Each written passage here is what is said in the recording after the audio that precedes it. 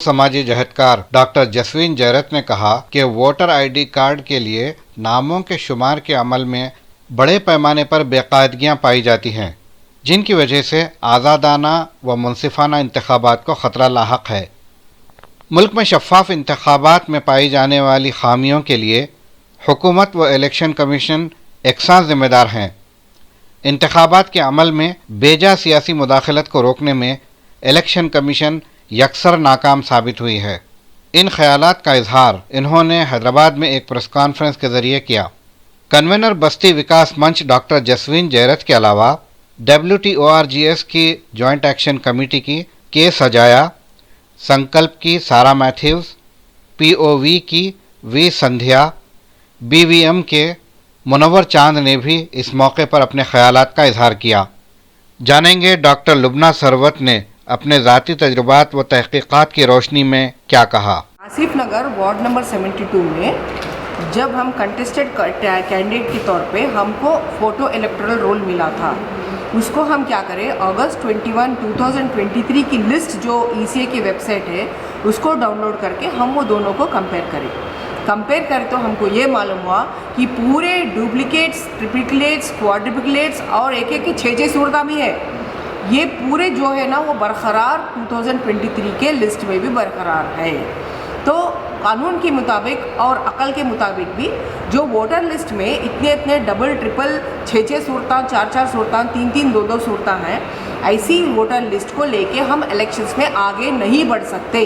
लिहाजा हम यहाँ से हम सुप्रीम कोर्ट तक के चीफ जस्टिस से लेके हम यहाँ से हम अपील कर रहे हैं कि ये वोटर लिस्ट जो अभी रिलीज़ हुई है उसको पूरी रिजेक्ट किया जाए। हम तो यहाँ से रिजेक्ट कर रहे हैं, हम पूरी प्रूफ के साथ रिजेक्ट कर रहे हैं, हम हवे में नहीं बात कर रहे हैं। इसीलिए इसको रिजेक्ट किया जाए और जो de novo process election manual में ही लिखा हुआ है वे यानी फ्रेश एन्यूमरेशन बूथ लेवल पे हर हज़ार की सिर्फ एन्यूमरेशन करना हर बूथ लेवल ऑफिसर के लिए आज की डिजिटल एज में कोई नामुमकिन बात नहीं है। उसको किया जाए, फ्रेश लिस्ट को रखा जाए और पैन कार्ड में जैसे स्ट्रिक्ट रूल्स आते हैं, जब पैन कार्ड घर पे आता है तो उसके साथ लेटर आता है, उसमें बाकायदा लिखा हुआ रहता है कि अगर किसी ने पास डुप्लीकेट है तो आप फ़ौरन जमा कर दीजिए डुप्लीकेट पैन कार्ड, वरना आपके ऊपर केस होगा, आपको फ़ाइन लगेगा, इम्प्रिजमेंट होगा और 10-12 हज़ार का आपको फ़ाइन लगेगा।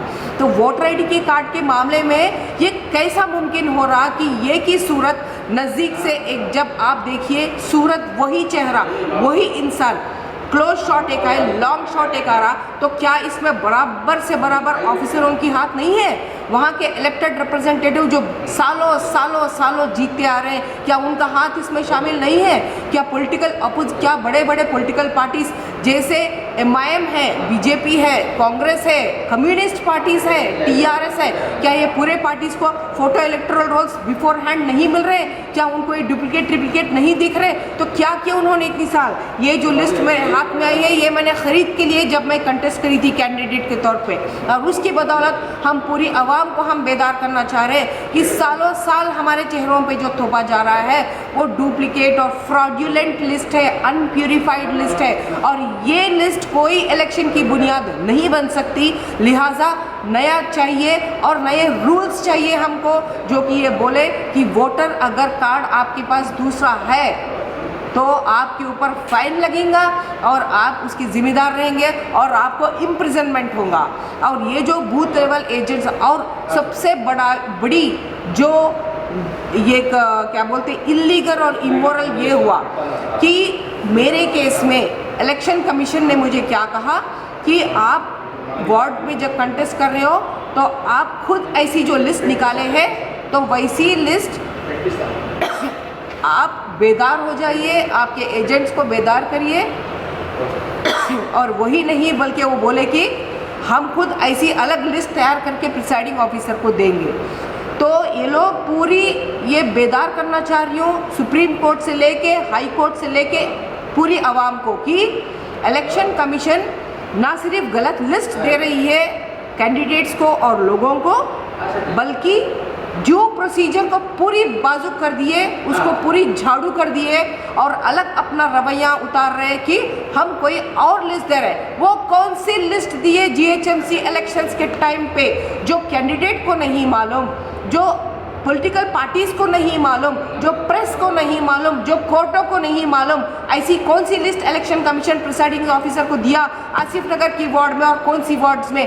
ये हमारी सवाल हम खड़ा कर चुके हैं इलेक्शन ट्रिब्यूनल के सामने। हमारी केस चल रही है। पूरी उम्मीद है कि सत्यमेव जयते होगा और हक की जीत होगी और इंशाअल्लाह हम कामयाब होंगे।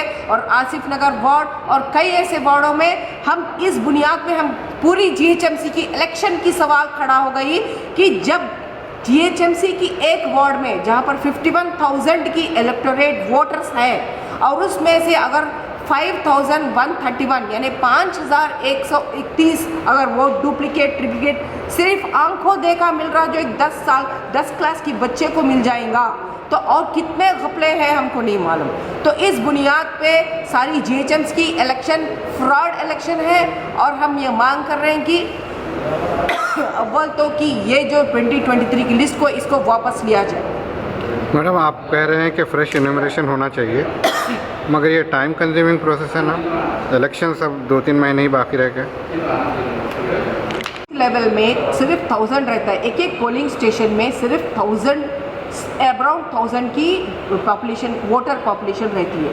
उसको एन्यूमरेट करना कोई नामुमकिन बात नहीं है।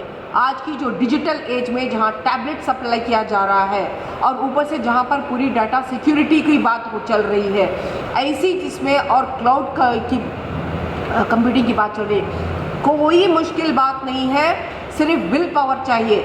और ये 2-3 महीने में इलेक्शंस आने वाली बात वो नहीं है। जब आपके पास वोटर लिस्ट जो कि बुनियाद है, आपकी संगे बुनियाद है वो पूरी इलेक्शंस की, जब वही आपके पास मौजूद नहीं है, आप इलेक्शंस की कैसा सोच सकते हैं? आप ये वोटर लिस्ट को प्यूरिफाई के बाद ही आप इलेक्शन के बारे में सोच सकते हैं। ये हमारा पक्का इरादा हम बता रहे हैं। Thank you.